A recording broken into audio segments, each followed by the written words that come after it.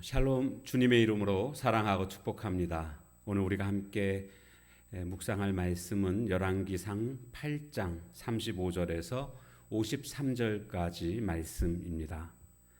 만일 그들이 주께 범죄함으로 말미암아 하늘이 닫히고 비가 없어서 주께 벌을 받을 때에 이곳을 향하여 기도하며 주의 이름을 찬양하고 그들의 죄에서 떠나거든 주는 하늘에서 들으사 주의 종들과 주의 백성 이스라엘의 죄를 사하시고 그들이 마땅히 행할 선한 길을 가르쳐 주시오며 주의 백성에게 기업으로 주신 땅에 비를 내리시옵소서. 만일 이 땅에 기근이나 전염병이 있거나 곡식이 시들거나 깐부기가 나거나 메뚜기나 황충이 나거나 적국이 와서 성읍을 에워싸거나 무슨 재앙이나 무슨 질병이 있든지 막론하고 한 사람이나 혹 주의 온 백성 이스라엘이 다 각각 자기의 마음에 재앙을 깨닫고 이 성전을 향하여 손을 펴고 무슨 기도나 무슨 간구를 하거든 주는 계신 곳 하늘에서 들으시고 사하시며 각 사람의 마음을 아시오니 그들의 모든 행위대로 행하사 갚으시옵소서. 주만 홀로 사람의 마음을 다 아심이니이다. 그리하시면 그들이 주께서 우리 조상들에게 주신 땅에서 사는 동안에 항상 주를 경외하리이다. 또 주의 백성 이스라엘에 속하지 아니한 자 곧 주의 이름을 위하여 먼 지방에서 온 이방인이라도 그들이 주의 크신 이름과 주의 능한 손과 주의 펴신 팔의 소문을 듣고 와서 이 성전을 향하여 기도하거든 주는 계신 곳 하늘에서 들으시고 이방인이 주께 부르짖는 대로 이루사 땅의 만민이 주의 이름을 알고 주의 백성 이스라엘처럼 경외하게 하시오며 또 내가 건축한 이 성전을 주의 이름으로 일컫는 줄을 알게 하옵소서. 주의 백성이 그들의 적국과 더불어 싸우고자 하여 주께서 보내신 길로 나갈 때에 그들이 주께서 택하신 성읍과 내가 주의 이름을 위하여 건축한 성전이 있는 쪽을 향하여 여호와께 기도하거든 주는 하늘에서 그들의 기도와 간구를 들으시고 그들의 일을 돌아보옵소서.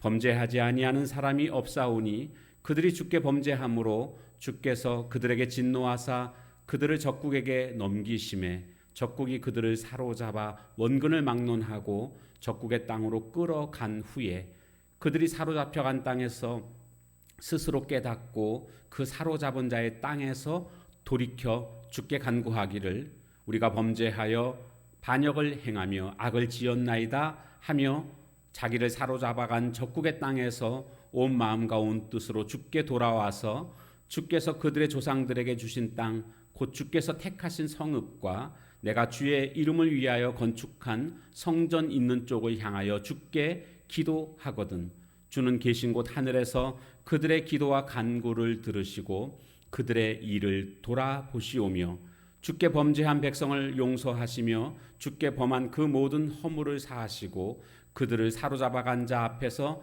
그들로 불쌍히 여김을 얻게 하사 그 사람들로 그들을 불쌍히 여기게 하옵소서. 그들은 주께서 철풀무 같은 애굽에서 인도하여 내신 주의 백성 주의 소유가 됨이니이다. 원하건대 주는 눈을 들어 종의 간구함과 주의 백성 이스라엘의 간구함을 보시고 주께 부르짖는 대로 들으시옵소서. 주 여호와여 주께서 우리 조상을 애굽에서 인도하여 내실 때에 주의 종 모세를 통하여 말씀하심 같이 주께서 세상 만민 가운데에서 그들을 구별하여 주의 기업으로 삼으셨나이다. 아멘.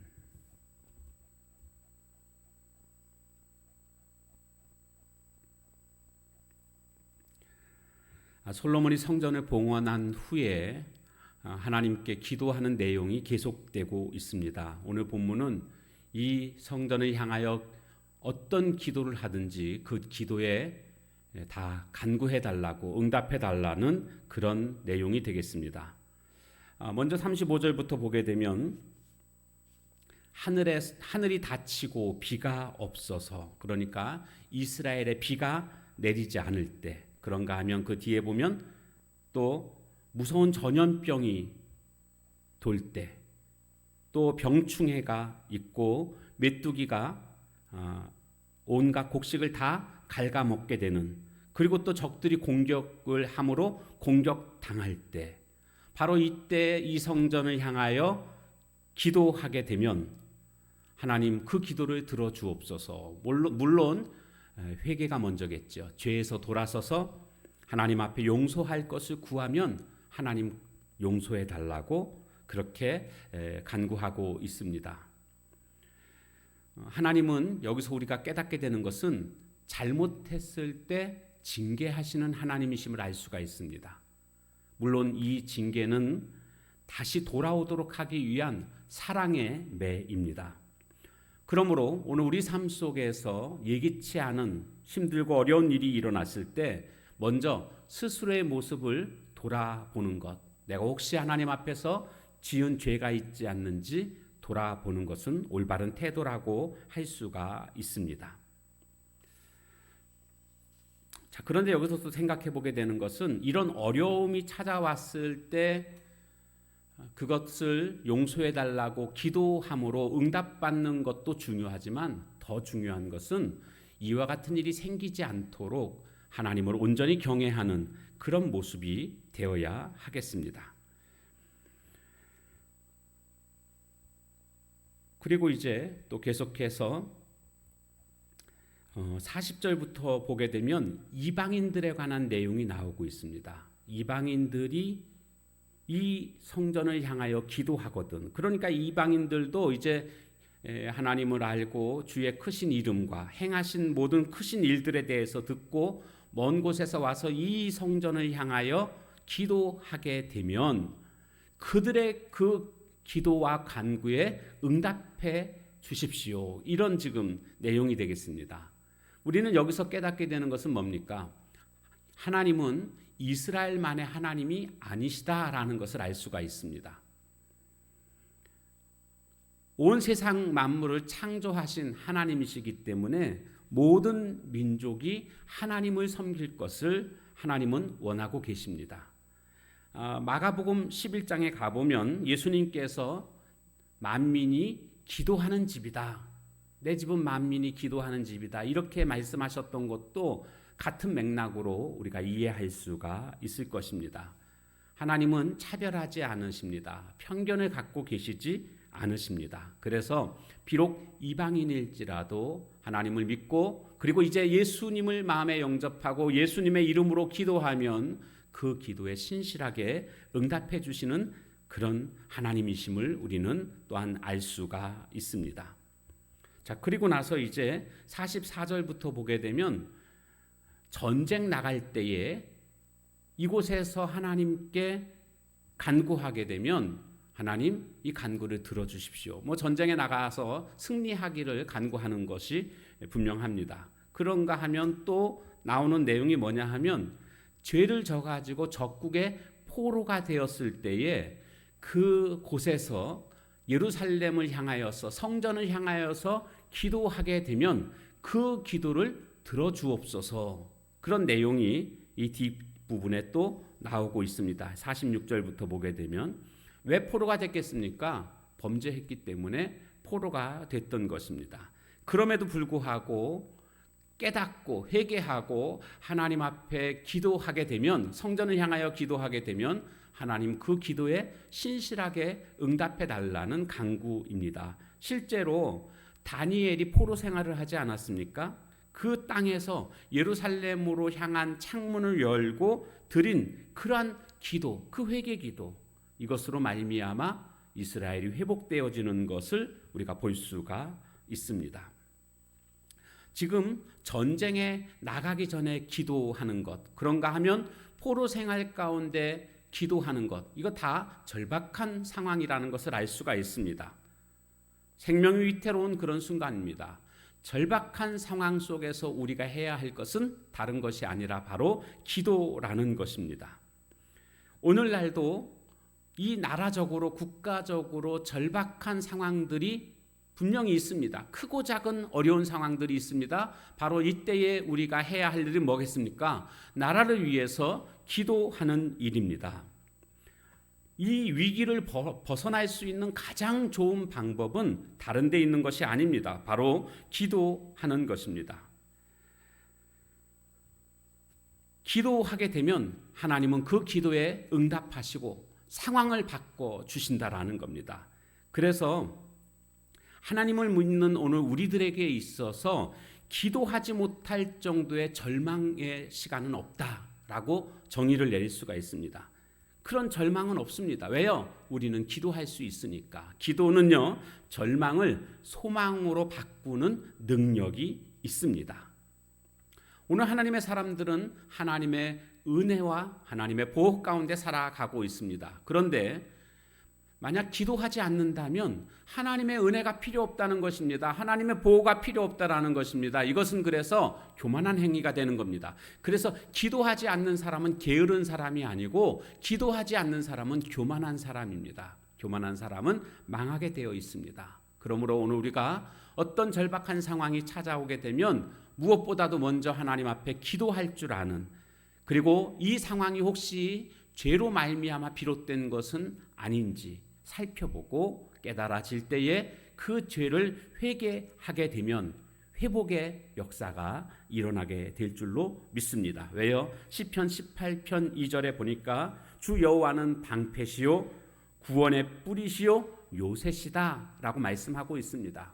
그러니까 우리를 구원해 주시고 우리를 보호해 주시는 그런 하나님이심을 말씀하고 있는 것입니다.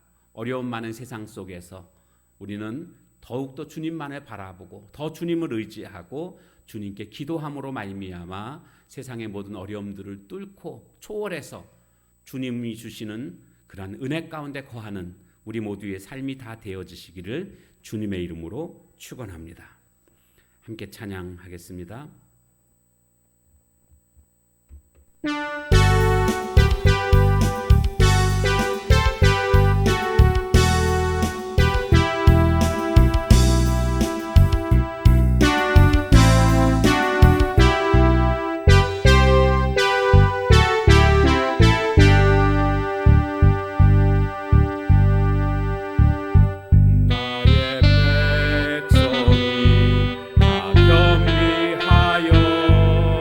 내게 기도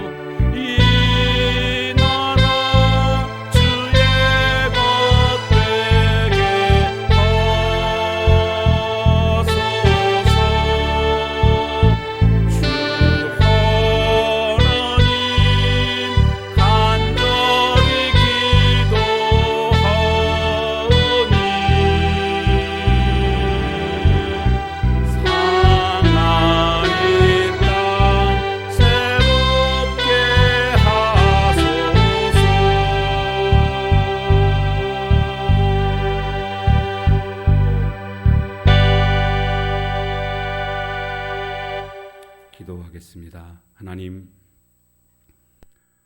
이스라엘 백성들이 어려움이 찾아왔을 때에 그들이 회개하고 죄에서 돌아서 하나님 앞에 구하면 하나님 이 기도를 들어달라고 솔로몬이 하나님께 간구하고 있는 모습을 보았습니다.